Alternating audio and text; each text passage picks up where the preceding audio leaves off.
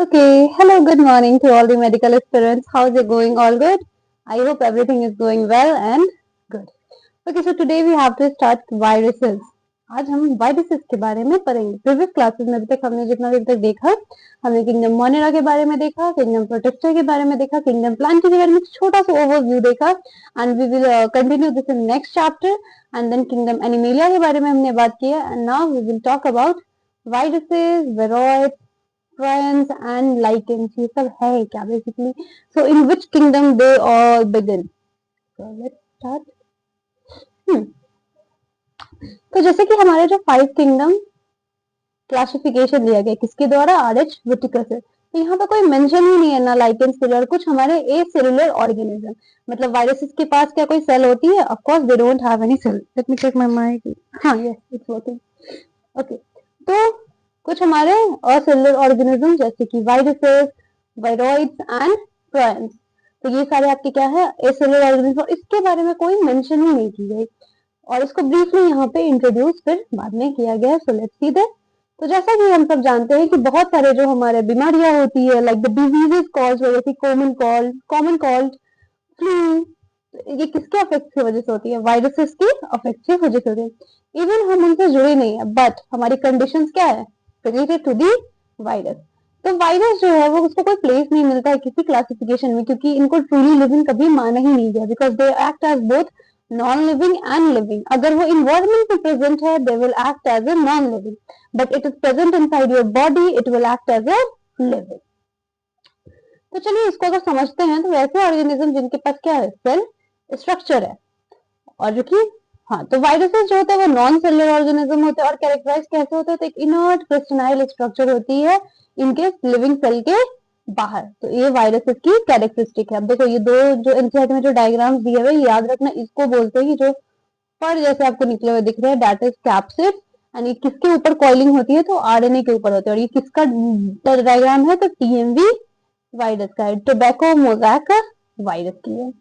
वैसे ही आपकी मैं बात करती हूँ बैक्टीरियोफाज की. तो बैक्टीरियोफाज में क्या प्रेजेंट है, तो आपके head, collar, teeth, tail fibres, तो ये सारे. तो इनके डायग्राम को ध्यान में रखिएगा. Sometimes it will come but हाँ बहुत जनरली अब नीट में इस तरह का बहुत ज्यादा नहीं रहता, वो पीसीआर ये सबसे ज्यादा तो कोशिश करते हैं पूछने की.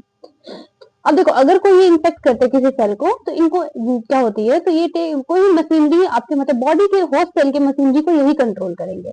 मतलब अगर आपके बॉडी में ये आया है तो they will give you signal कि आपकी बॉडी को क्या करना है, और खुद को बहुत ज्यादा रेप्लिकेट करने लगते हैं, होस्ट को मारने की कोशिश करते हैं. तो क्या आप वायरसेस को लिविंग में या नॉन लिविंग किस में डालोगे? वायरस का मतलब होता है वीनम. वीनम मतलब पॉइजनस एक फ्लूइड, जिसको हमारे किसने दिया था, जिनविती इवानोस्की 1892 में, और रिकॉग्नाइज किया था कुछ सर्टेन माइक्रोब्स के फॉर्म में. और यहाँ पे कैजुअल एक हमारे मोजैक डिजीज टोबैको दिखी थी, देन वहां से हमारे वायरस की डिस्कवरी. ये हमारे स्मॉलर होते हैं as compare to bacteria, because ये क्या कर सकते हैं, बैक्टीरिया प्रूफ फिल्टर से ये पास आउट कर जाते हैं, जिसको एमडब्ल्यू बेजडिक ने 1892 में डेमोन्स्ट्रेट किया था कि कैसे हम एक्सट्रैक्ट करेंगे इन्फेक्टेड प्लांट की टोबैको को.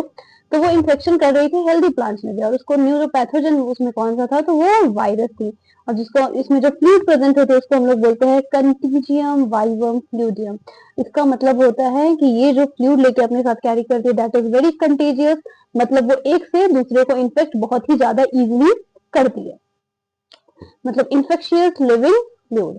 फिर हमारे डब्ल्यू.एम. स्टैनली 1935 में इन्होंने शो किया कि जो वायरसेस होते हैं वो क्रिस्टलाइज्ड और क्रिस्टल के फॉर्म में होता है और एक लार्जली प्रोटीन से बने होते हैं, और ये इनर्ट होते हैं इनके आउटसाइड स्पेसिफिक होस्ट सेल. मतलब अगर आपके ये बॉडी के बाहर है तो ये इनर्ट है, अनरिएक्टिव फॉर्म में होते हैं. और वायरसेस जो होते हैं वो एक ऑब्लिगेट पैरासाइट्स होते हैं, मतलब होस्ट के साथ ये खुद को क्या करते हैं, ग्रो करते हैं. और इसके साथ अगर हम देखें तो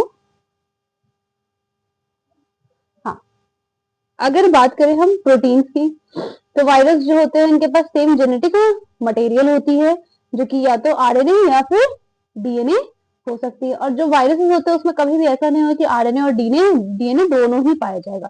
मतलब एक ऑर्गेनिज्म में क्या होगी, तो या तो इट्स विल आइदर आरएनए और ईदर डीएनए. और एक वायरस जो होती है ये एक न्यूक्लियो प्रोटीन के साथ होती है, और जेनेटिक मटेरियल जो होती है इसकी इन्फेक्शियस होती है. अगर जनरली अगर हम बात करें तो वायरसेस जो होते हैं वो इन्फेक्ट करते हैं प्लांट्स को किसके द्वारा, तो सिंगल स्ट्रैंडेड आरएनए के द्वारा। एंड वायरसेस जो एनिमल्स को इन्फेक्ट करते हैं या तो वो सिंगल और डबल स्ट्रैंडेड आरएनए या फिर डबल स्ट्रैंडेड डीएनए होते हैं। और बैक्टीरियल वायरसेस या फिर कह सकते हैं बैक्टीरियोफाज वायरसेस ये इन्फेक्ट करते हैं बैक्टीरिया को भी। यूजुअली हमारे डबल स्ट्रैंडेड डीएनए वायरसेस होते हैं। और जो प्रोटीन कोट इस पे जो बनी होती है उसको हम लोग बोलते हैं कैप्सिड, जो कि काफी छोटी स्मॉल सब यूनिट से बनी होती है, जिसको हम लोग क्या बोला जाता है, कैप्सोमेयर्स। मतलब एक एक जो यूनिट है प्रोटीन कोट की उसको हम लोग बोलेंगे कैप्सोमेयर्स, और होल यूनिट को क्या बोलेंगे, कैप्सिड, जो कि इनके न्यूक्लिक एसिड को प्रोटेक्ट करके रखती है। और यही कैप्सोमेयर्स जो होते हैं अरेंज होते हैं किस फॉर्म में, एक हेलिकल फॉर्म में या फिर इसको कह सकते हैं पॉलीहेड्रल ज्योमेट्रिक फॉर्म में। वायरसेस जो होती है हमें कौन सी बीमारी करती है, जैसे कि मम्स करती है, स्मॉल पॉक्स होते हैं, हेर्पीज होती है, इन्फ्लुएंजा होती है। So these all are diseases caused by viruses. अब पता है बहुत बच्चे होंगे जो क्लास 11 पढ़ के निकल गए होंगे लेकिन उनको पता ही नहीं है कि वायरस के बारे में इतना कुछ हमारे एनसीईआरटी में दिया था। अच्छा, किस साइंटिस्ट ने बताया था कि मतलब जो अके वो सबसे पहले तो इसको एक्सट्रैक्ट किसने किया था, ये बैक्टीरिया प्रूफ फिल्टर्स क्या होते हैं। बहुत बच्चे 11 पास कर गए, मैं ऑनेस्टली बता रही हूँ।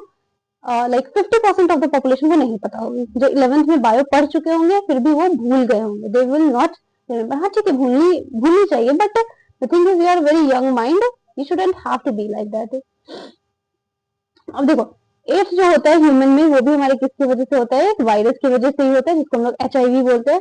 और प्लांट्स में जैसे अगर मोस्टली हम देखें जो सिम्टम्स होते हैं वो कैसे हमारे मोज़ेक फॉर्मेशन या फिर लीफ रोलिंग देखने को मिलती है, कर्लिंग देखने को मिलती है, एलोइंग हो जाती है या फिर वेन क्लियरिंग या फिर डॉर्फिंग हो जाती है, stunt growth.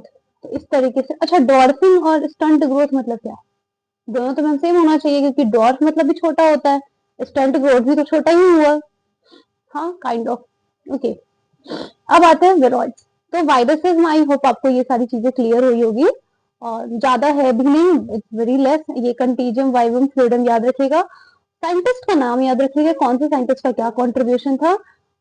Yes, so that's will be enough for you. और कैप्सोमेयर्स, कैप्सिड, और ठीक है। अब विरॉइड्स, तो विरॉइड्स 1971 में जो टीओ डोनर ने डिस्कवर किया एक न्यू इन्फेक्शियस एजेंट जो कि वायरस से भी छोटा है, और ये पोटैटो स्पिंडल ट्यूबर डिजीज कर रही थी।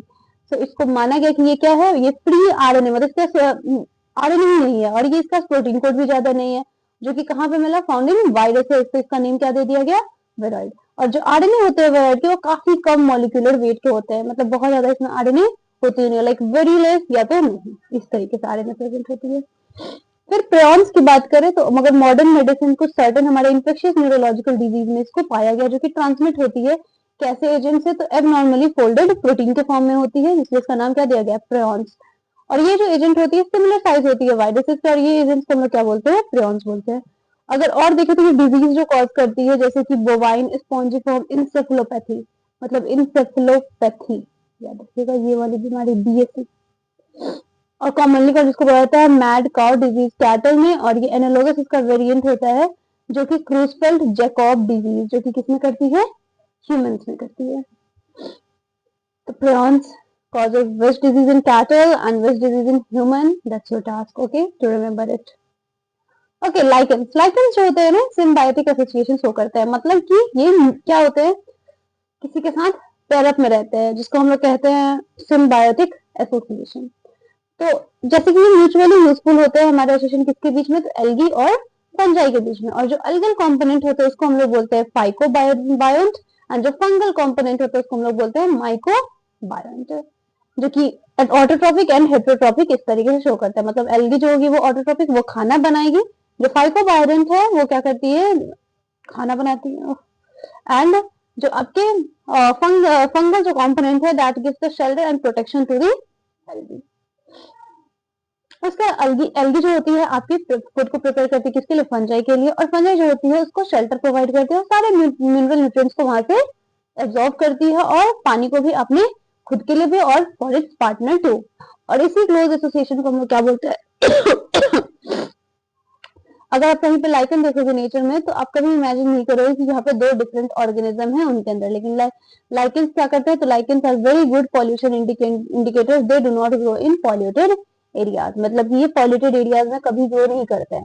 बट हाँ, आप अगर माउंटेन्स एरिया में विजिट करो या फिर फॉरेस्ट में जाओ, you will see a lot of lichens there in the on the bark of the tree. वहां पे ट्री के बार्क पे बहुत सारे आपको लाइकेंस ग्रो किए हुए दिखते हैं। I have seen it with my eyes, so that's I am telling कि आप भी कभी जाओगे तो आपको भी दिखेगा। That means there is still less pollution. But यहाँ इधर तो मुझे ऐसा कुछ नहीं दिखता, so what to say about it.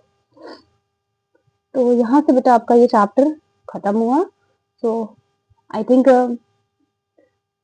Clear हो गया होगा।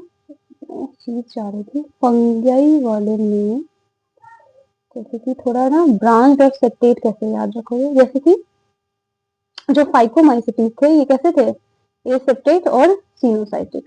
ये वाला थोड़ा पार्ट याद रखना। और आइसोगेमस क्या होती है, और इसके एग्जाम्पल ध्यान रखिएगा कि sometimes even I forget because ये मेरे काम नहीं आता है, it's not in my regular use. Honestly speaking मुझे नहीं लगता कि मैंने मतलब नीट के बाद मैंने खुद ही पढ़ा होगा इसे, मुझे आई डोंट थिंक सो। क्योंकि हाँ ऑफकोर्स आप कहीं भी मतलब चाहे मेडिकल कोर्स में चले जाओ या फिर आप इन फ्यूचर भी जहाँ पढ़ते हो, जैसे कोई हाँ कोई बीएससी कर रहा है तो उसको शायद जरूरत पड़ सकती है, बट ऐसे किसी बैचलर्स को जरूरत नहीं पड़ती है ये आगे इन फ्यूचर आपको सी।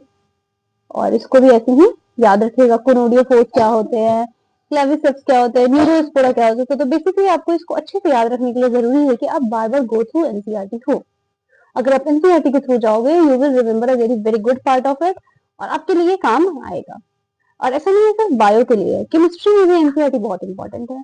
फिजिक्स के लिए थोड़ा सा कम मैं बोल सकती हूँ कि फिजिक्स में एनसीईआरटी का कोई बच्चा नहीं भी करता तो चल जाता है, क्योंकि आप एचसी वर्मा कर लेते हो, डीसी पांडे कर लेते हो, या फिर जो भी आप एक्सवाइजेड जो भी आप इंस्टीट्यूट में पढ़ रहे हो वहां से आप कर लेते हो, तो डेट इज वेल इनफ, वो इस तरीके से कंस्ट्रक्टेड रहता है। बट केमिस्ट्री और बायो के लिए आपको एनसीईआरटी के थ्रू जाना चाहिए, बिकॉज आपके मतलब एग्जाम्स में डायरेक्ट वहीं से क्वेश्चन आते हैं। You don't have to read a lot of books, बस वही 4 किताब को अच्छे से पढ़ो ना, वही बहुत है। ओके सो ओके, तो नेक्स्ट क्लास में हम लोग शुरू करते हैं plant kingdom. So, okay, bye. Have a nice day. Stay all. Okay, bye bye.